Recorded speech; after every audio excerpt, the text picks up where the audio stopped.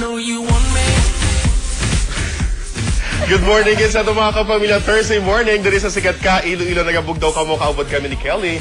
Good morning. Good morning, Rez. And syempre, good morning guys sa aton mga kapamilya. Ang mga may klase kag may ubra, amat-amat na kita sa paghimos, kay basit maliit kita, no? Rez, kagapon na, puno, tani, gaawas. Pero subong... Nag-bleed ang aton nga set, pero subong duha lang kita. Nagbilin, tanina. Sigil siguro, hangover, sigil. So, this is officially nag-start ng iyang leave for family matters. Siyempre, sigil naman niya, may importante mangyili ko to. Na-appointed. Kasi Ardon, medyo busy na siya sumo. Pero sa mga kapamilya ta, sa may mga transaksyon, trabaho, kag especially may mga summer class. So mga Thursday morning, dapat ka magbugtaw na sa maginikanan. Ayos ang pagpangape, kag ang pandesal dara, dapat mainit-init pa sa buwan. May ari man tayo, no, Karon? Anyway, sa mga kapamilya natin, since it's Thursday, syempre ang episode natin subong aga sa buwa. Oo, so dapat bantayan sa mga kapamilya ta, sino ba lang ang mga kandidato kung politiko ang aton mangin bisita sa mga aga sa Sambua sa Sikat Ka, Iloilo. Bati ko mga kandidato gikan sa component city sang Pasig ang mangin kaupod ni Noni Pasco sa mga aga. That's right, gani sa mga kapamilya natin, Reg, nga pasinhon, bantayan nyo gandang episode natin sa bunga aga, and isa pagid ka good news para sa aton nga mga Ilonggos, ang pag-abot ni Blessed Pedro Calungsod ang image niya. Oo. This is the only image nga gindala sa Vatican during the canonization ni Saint Pedro Calungsod. Kag sa mga kapamilya ta, balik sa Iloilo, ano sabi ka imay on a Saturday, kag dapat bantayan sa mga kapamilya ta because may motorcade sa aga, Kel. And sa afternoon, may youth rally, 5 in the afternoon, that's Saturday. Pero the whole day of the 27th, ara ang imahe sa St. Anne Parish sa Molo, pwede mabisitahan. And on Sunday, may arasang procession kag ilibot ina sa nagkalain-lain ng mga parokya, kag kutob sa mga deboto, kag nagapangayo sa mga milagro, pwede gid makakadto. That's right, it's a very good news para sa mga devotees, especially nga there's one theory that says nga Pedro Calungsod once lived here in Iloilo City. So, para sa mga devotees, it's hope. Oo. Isa sa mga strong points na gina-claim natin nga Pedro Calungsod was from Iloilo because ang hambal nila, ang kompanya sa Molo was before a Jesuit place. Yeah. Compañía de Jesus was said to be ang hambal nila puluyan sa mga Jesuit before. Yeah. And ang misyonaryo nga si Pedro Calungsod was a Jesuit missionary nga nag-upod sa Guam during those times. Kaya siyempre, nagpalapnag sa Kristyanismo. Yeah. Tamo ka balance si Reg, information para sa atin. Kami subong mga kapamilya, ari dugang pang trivia para sa inyo, ari ng ating sikat trivia.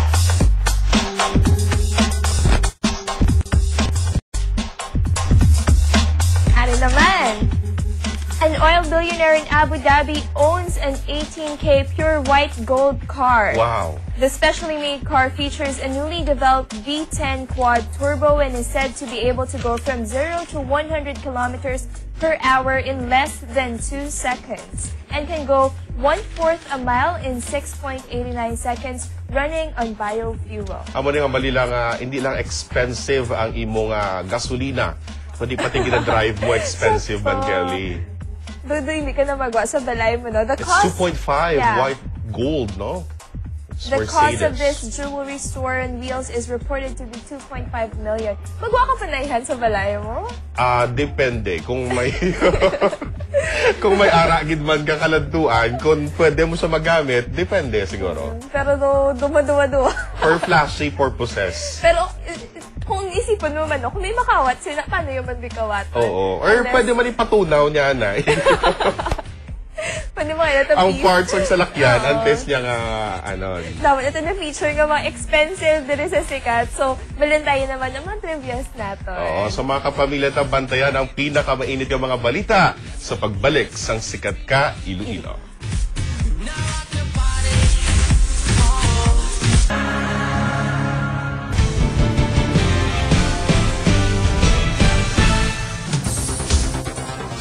Subong nga Webes sa Sikat Patrol.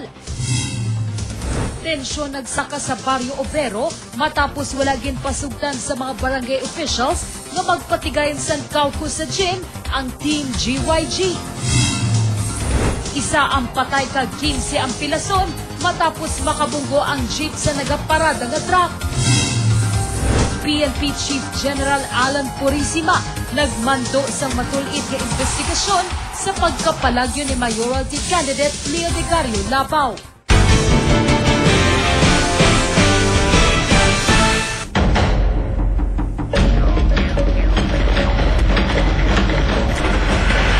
Mga kapamilya, yari na mga balita nga dapat ninyo mahibaluan sa mga Webes nga adlaw. Tenson ang nagluntad matapos nga wala ginpahanugutan sa mga barangay opisyales ang caucus ang Team GYG sa barangay Barrio Obrero, Lapus, La Paz. Si Joyce Clavicidas, magabalita.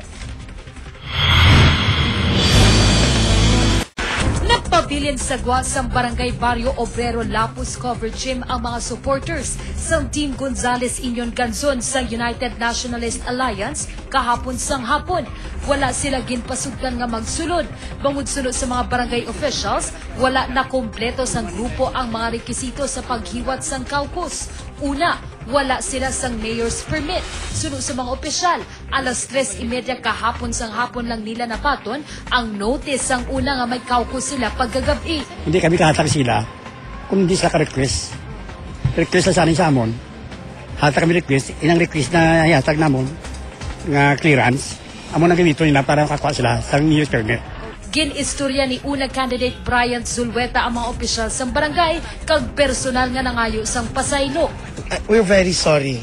Hindi kami gusto nga magamo ang politika because we want peace. Sa pagkadismaya naman sa mga supporters sa mga barangay officials, nag-torch parade ang mga ini sa pagpamuno ni Anay Punong Barangay Hermie Panes. Nag-noise barrage man ang mga ini. Nagplastar naman ang PNP sa palibot agud magbantay sa posible ginamo nga matabo. Nag-abot sa Anay Mayor Mansueto Malabor, una Coordinator Pax Ngo, Boy Mejorada, kag mga kandidato sang una. Sila ang nag-istorya sa mga barangay officials apang wala sang natabo. Masobra 3 ka oras na ang nakaligad kag sa gyapon nagapabilin sa guasang cover gym sang Barrio Obrero ang tanan nga mga supporters sang Team GYG. Tanan ang nagahulat sa pag-abot sa taga City Comelec agud mapaathag kun bala madayon gid man ang caucus sa sini nga barangay. Pasado alas 8 sa mag-abot si Attorney Joe Marbetita sang City Comelec. Ginpaathag sini nga dapat magsunod man ang Team GYG sa mga pagsulundan sang barangay. Wala gid madayon ang caucus sang Team GYG. Suno kay Mejorada, ginatinguhaan man nila nga magsunod sa proseso apang ginaikit sila sang mabilog administration. Ang ara sa administrasyon subong tanan nga pakabudlay ginahimo nila. Kung dalon sa ilang at talatapan ang amon nga mga notisya, mga request, hindi nila pagbatunon. Hindi kami pagsugtan. Kasi sino na da Jimaw ila? Amo ni nasang barangay, yan nakapuluyo. Nagdesider na gid lang ang Team GYG nga magmarcha sa dalanon kag magkaukus sa balay sang isa sa ilang nga mga leader. Joyce Clavicidas, EBS-CBN News. Sa nga balita, Iloilo City Comelec nagpasalig nga wala na may matabo pa nga tensyon sa mga rally kag caucus sa mga kabarangayan. Yan ang report. Gipatag ni Attorney Joe Marbetita sang City Comelec sa mga kandidato kag coordinator sang Team GYG ang mga rason kung nga hindi sila mahimo nga makapatigayon sang rally kagabi.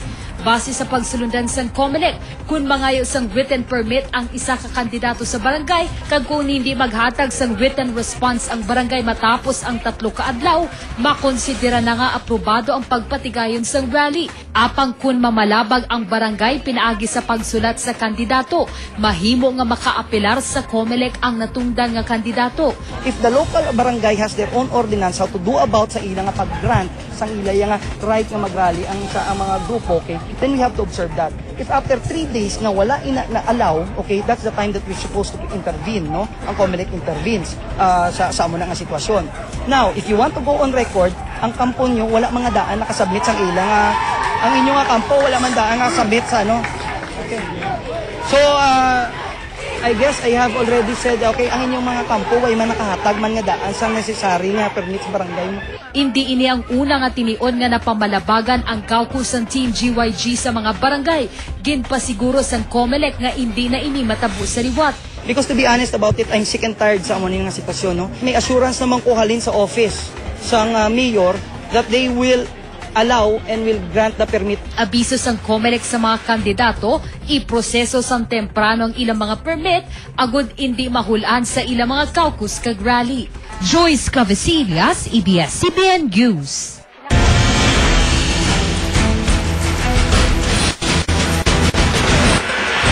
Sa ibang pang balita, masadya kuntaning outing sang isa ka pamilya nagresulta sa isa ka trahedya. Isang patay, 15 tanan ang pilason. Si Kenneth Ladiguhon, magabalita.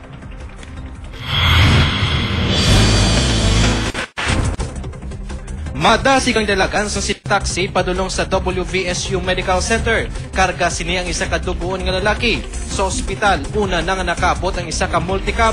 Karga sini ang mga bata kag gulang. Lunsay duguon kag may mga pilas sa lawas. Pilas sa ilang nagaibi kag nagareklamo sang pagpalanakit sang lawas. Sunod-sunod pagid nga nagalabutan ang iban pa nga mga biktima. Ganibisan ang mga nurse kag doktor sa ospital ang nagkinaran-karan man sa pagatipan sa ila. 15 ang pilason samtang ginbawian gid sang kabuhi ang 36 anyos nga si Melanie Gregorios. Alas 5 pasado hapon sang aksidente nga bumunggo ang ilang ginasakyan nga jeep sa nakaparada nga truck sa barangay Bituon Haro. Gulpi naglupok todo, perte nga so. Tapos nagdagan ko sa gwa, pagdagan ko sa pagay nuray. At lang mga na-diskusyaw. Papauli na kuntani ang mga biktima halin sa beach resort sa Banwas ng Dumangas. Sa investigasyon sang otoridad, madasig ang dalagan sang depasero nga jeep nga ginamaneho ni Arman Villanueva. Iniapisar sang kurba dahon nga dalan. Pagbabawi tungod kay curb ang dalan, wa siya totally nakabawi sa dalan niya. Pag amunin nakabungbugid ang iyang ulo sa likod ng sining dump truck. May mga nakitaan man nga botelya sang ilimnon sa sulod sang jeep. Kag diri nakasentro ang investigasyon sang otoridad kung nakainom gid man ang driver nga si Villanueva. Suno sa mga residente, accident-prone area ang lugar kag madamo na sang kabuhi ang nautas bangod sa aksidente. Kenneth Ladiguhon, ABS-CBN News. Tatlo pagid ka mga individual ang napilasan kasunod sang isa pagid ka aksidente nga nagluntad. Yari report. Lunsay nawasak kag nagupi ang unahan kag nagapanguli nga bahin sa sining duha ka mga jeep matapos maaksidente. Alas 7 pasado kagabi sa matabo ang aksidente sa barangay Kabugaw Sur, Pavia. Halin sa syudad, papauli na ang maasin nga jeep nga may plate number FWM427 nga ginamaneho ni John Bertumo. Apang aksidente sini nga nabungguan ang nakapaliko naman nga Pavia nga jeep nga ginamaneho ni Monico Azucena. Tinagasignal ako. Di ka dasi kakadlagan niya kali yung nagatod sa ako, namutong nalabot ako. Tatlo sa mga pasahero ni Bertumo ang ginpanggila sa ospital matapos makagum sa mga bagra sa lawas. Kinaimbestigan pa sa otoridad ang aksidente. Kagkun bala, mag-aariglohan na gid lamang ang magtimbang nga bahin. Kenneth Ladiguhon, ABS-CBN News. Sa ibang pangabalita, PNP Chief Alan Purisima ginmanduan na ang PRO6 nga imbestigahan ang pagpalagyo sa wanted person nga si Leodegario Labao. Si Kenneth Ladiguhon, magabalita. Nagapati ang kapulisan nga wala pa makagawa sa Isla sang Panay ang wanted nga si Leodegario Labao gani mas gitpasangkad pa sang kapulisan ang ina-manhunt operation. Iniman ang ginpagawa nga direktiba ni PNP Chief Police Director General Alan Purisima sa Police Regional Office 6 kadungan sang iya pag-abot sa Iloilo kahapon. Ang mga direktiba po natin sa mga kapulisan natin ay gawin lang po nila yung kanilang mga tungkulin bilang mga pulis. Nagpadaptan na ang kapulisan sang litrato ni Labao kag ginalauman nga pinagi diri makakuha sang dugang impormasyon na rin sa publiko nga makabulig sa iya pagkadakop. Ang pagpasaka sang kaso bato kay Marilo Villasis nga tag-iya sang salakyan nga gingamit sa pagpalagyo ni Labao kag sa isa ka kandidato sa pagkakongresista sa probinsya sang Capiz.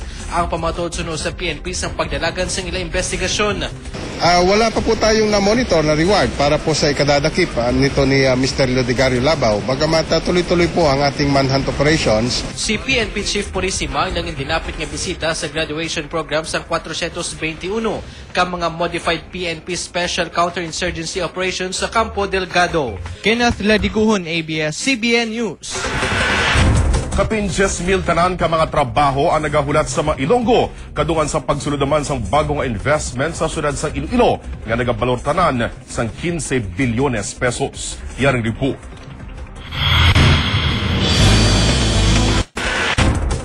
Amat-amat na nabansagan ang pagsanyog sa ekonomiya sa pungsod, ilabi na para sa syudad sa Iloilo. Sunod-sunod ng mga investments na nagasunod ilabi na sa pagpasanyog sa real estate. Kapin 10,000 ka matrabaho ang lauman sa mga Ilonggo sa pagsunod sa panibago naman ng 15 bilyones pesos nga investments ng isa ka land developer.